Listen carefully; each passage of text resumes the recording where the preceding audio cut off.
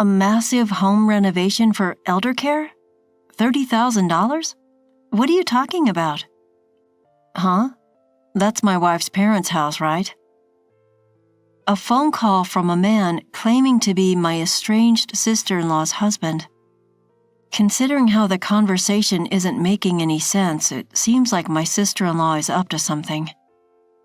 My name is Martha, a 56-year-old stay-at-home wife. I have a son and a daughter, both of whom are adults and have moved out of the house. Now I live with my husband and in-laws, just the four of us. My relationship with my in-laws is good, which I appreciate because I lost my own parents early in life. My husband and I have been enjoying our lives after being freed from child-rearing responsibilities. When we got married, it was understood that we would eventually live with my husband's parents, but my mother-in-law, who had suffered in her relationship with her own mother-in-law, had our house rebuilt into a two-family home for our sake. Even though we live together, we each have our own private space. Maybe that's why our relationship has been so good. During the day, my husband is still working, so I often spend time with my in-laws. That day, as my father-in-law was busy with farm work, I was preparing lunch in the kitchen, planning for us to eat together outside. Then a call came from one of my father-in-law's farming friends, telling us that he had fallen and broken a bone. He had already been taken to the family doctor in a pickup truck. My mother-in-law and I left the food and rushed to the hospital. When we arrived, emergency surgery was underway. My father-in-law seemed healthy, but he was in his 80s and recovering from a fracture would be tough. We were told to be prepared for the worst, like needing a wheelchair. That's what they were talking about. As long as he's alive, that's enough. I will be his legs. We waited anxiously for the surgery to end with prayers in our hearts. By the time my husband finished work and arrived, the surgery was over and the three of us were relieved to see my father-in-law sleeping in his hospital room without any serious complications. We decided to support my father-in-law together from now on, but our prayers were in vain, and my father-in-law passed away suddenly 1 month later. His age had weakened his physical strength and immunity, and he had contracted an infection after the surgery. Many of his friends, relatives, and acquaintances were also elderly, so informing them about the wake and the funeral would only be upsetting to them. The three of us discussed it and decided on a family funeral. However, even a family funeral didn't resolve all the issues. What about my sister-in-law? I asked. My mother-in-law and husband both made visibly unapproving faces, probably recalling my sister-in-law's marriage turmoil. My in-laws had strongly opposed her marriage. My husband wasn't as opposed as them, but he couldn't purely be happy about it either. As a result, their relationship became strained and distant. Still, she was their biological daughter. Wouldn't it be okay for her to be present at the final farewell? They agreed that if we could get in touch with her, it would be fine. But we couldn't reach her at the contact information we had, and the funeral proceeded without her. It's just how things are with her. It's fate. Don't worry about it, Martha. On our way back from the crematorium to the house with my father-in-law's ashes, my mother-in-law gently patted my shoulder and reassured me. My father-in-law's sudden passing took us all by surprise. Without any mental preparation, we hurriedly went through the funeral and cremation. We clasped our hands over my father-in-law's ashes, lit incense, and spent the following days in a state of listlessness. It's more bearable when my husband is around. We can talk to each other. But when my husband goes to work, I can't stand being alone in the quiet room. So I head to my mother-in-law's room. I know she is feeling even more pain and sadness than I am. After all, she suddenly lost the husband she had been with for so many years. Even if it is just a facade, I try to be cheerful around her. However, my mother-in-law was much more accepting of reality than I thought. I was planning to stay like this until the 49th day, but... Yes, we can sort through his belongings later. But you know, I'm already over 80. You look so young for your 80, mother-in-law. Not having been sick often, she would say that the only time she was hospitalized was for childbirth. In other words, she was directly telling us that she's healthy enough for us not to worry about her. You're so kind, Martha. But while I can still move around, I'd like to sort through my things, including his. I understand the feeling of not wanting someone else to go through the important memories, like my father-in-law's belongings. Understood. Just let me know if you need any help. With that, she immediately asked me to help her take down items that were too high for her to reach. As we pulled out old photos of my father-in-law, my mother-in-law happily reminisced about their younger days, sharing stories about their travels and adventures. I listened intently, nodding along, when the phone rang. My mother-in-law doesn't have a smartphone, so the landline is her main means of communication. I wonder who that is. There were only a handful of people who would call, and they were all close friends who knew our situation. I thought they would avoid calling if they knew, but it might be an emergency. I'll answer it. It was better for me to move rather than make my mother-in-law, who had been talking about how sitting and standing were becoming difficult, get up. I quickly picked up the receiver near the entrance, and a man's voice I didn't recognize greeted me. He introduced himself as my sister-in-law's husband, speaking very politely. However, I had never met him before. I didn't know if he really was who he claimed to be. As I listened, wondering if this was some new scam targeting elderly people, he said, "I want to talk to you about the home renovation for caregiving. My father-in-law had already passed away. Why bring up caregiving renovations now? Did he mistake my mother-in-law? No, she wasn't in need of that level of care. Excuse me, but are you sure you have the right house? This is my wife's family home, right?"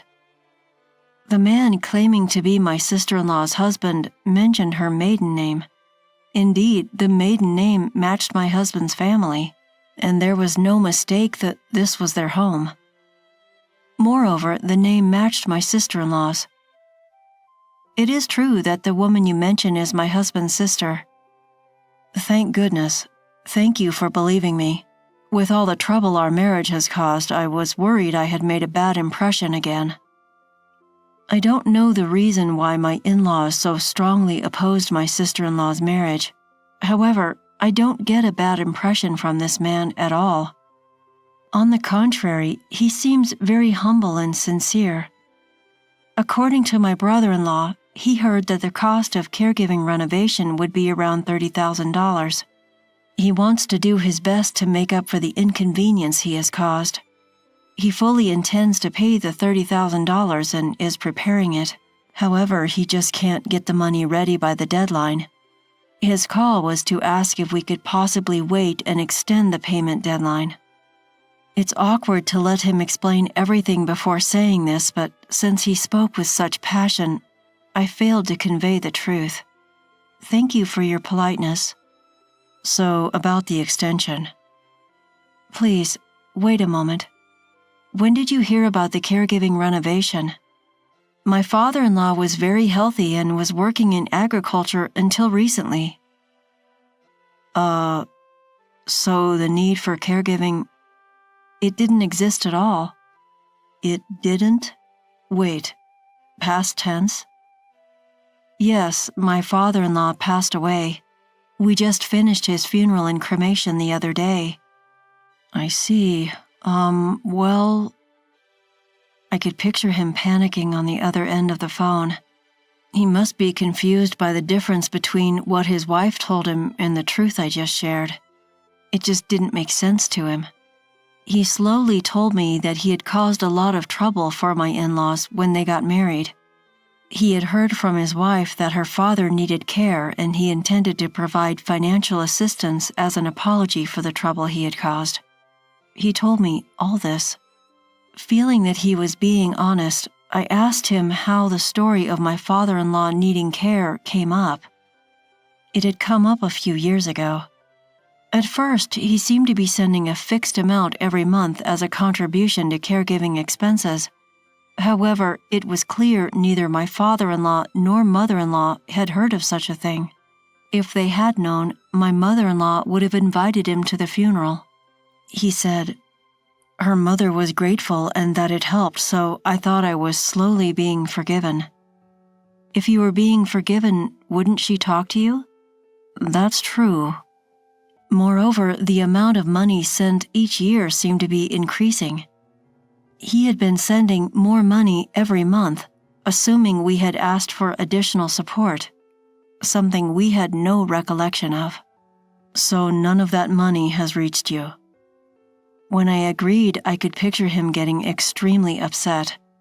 It was hard for me to convey the information as well.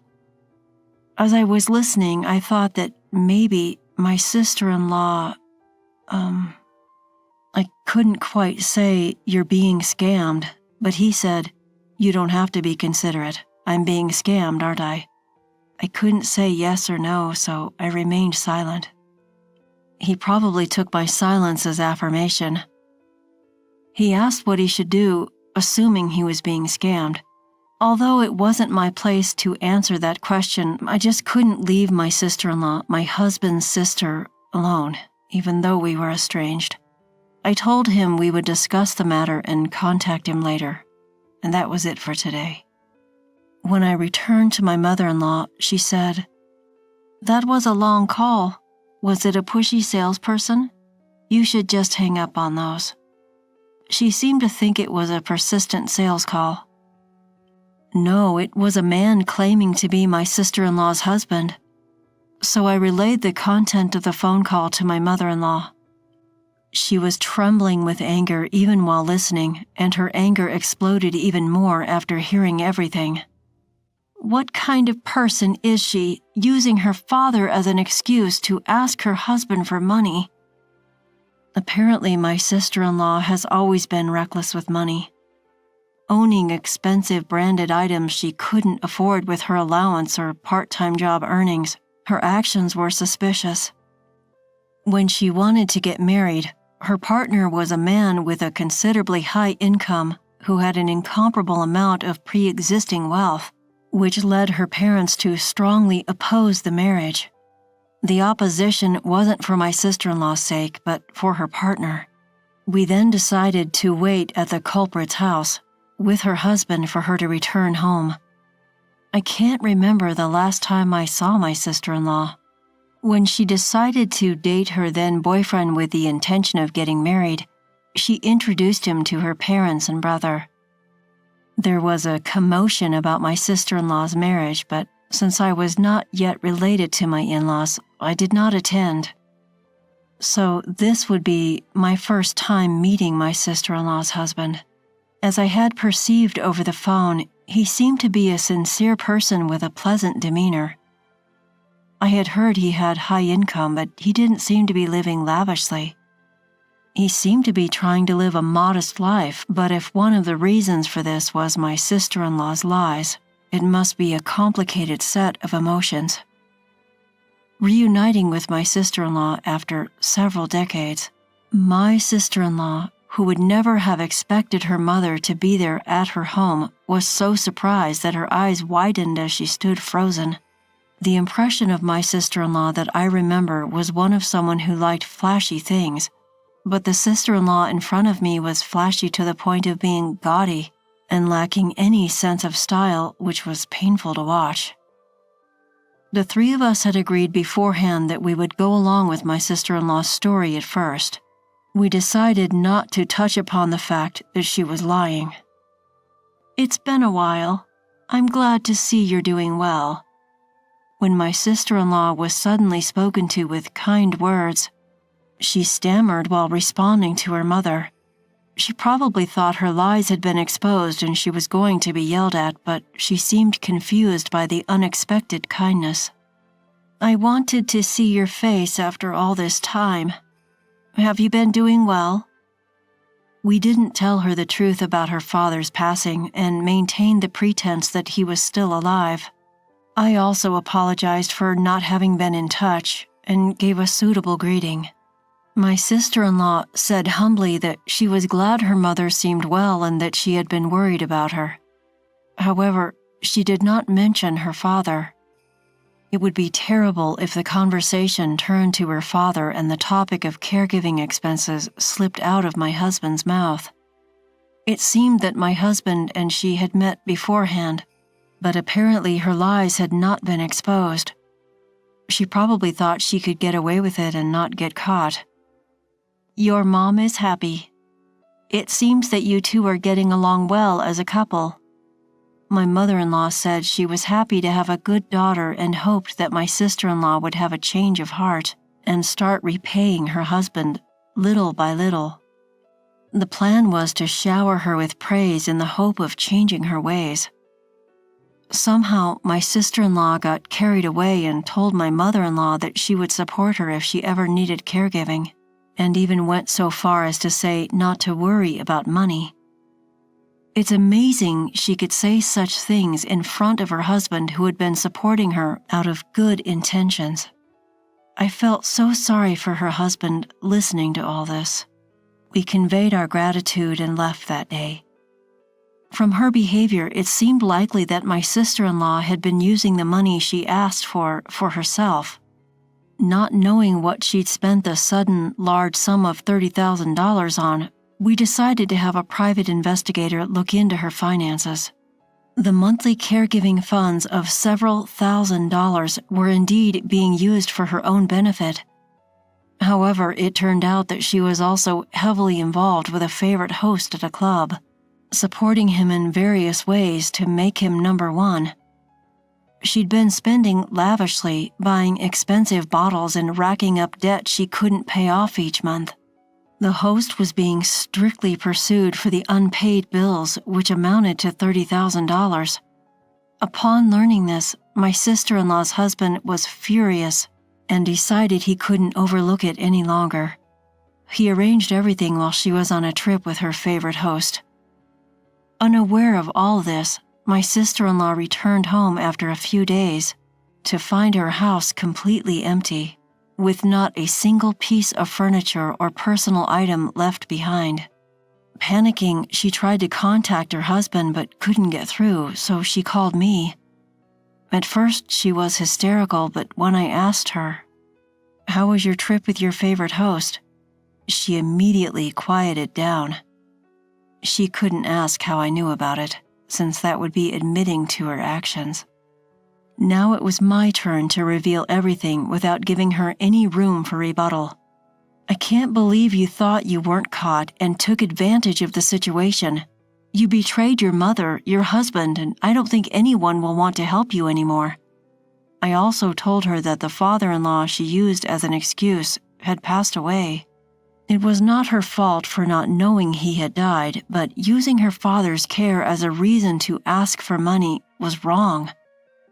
I informed her that her ex-husband knew the truth as well, and realizing she had been abandoned, she let out a scream like a madwoman over the phone.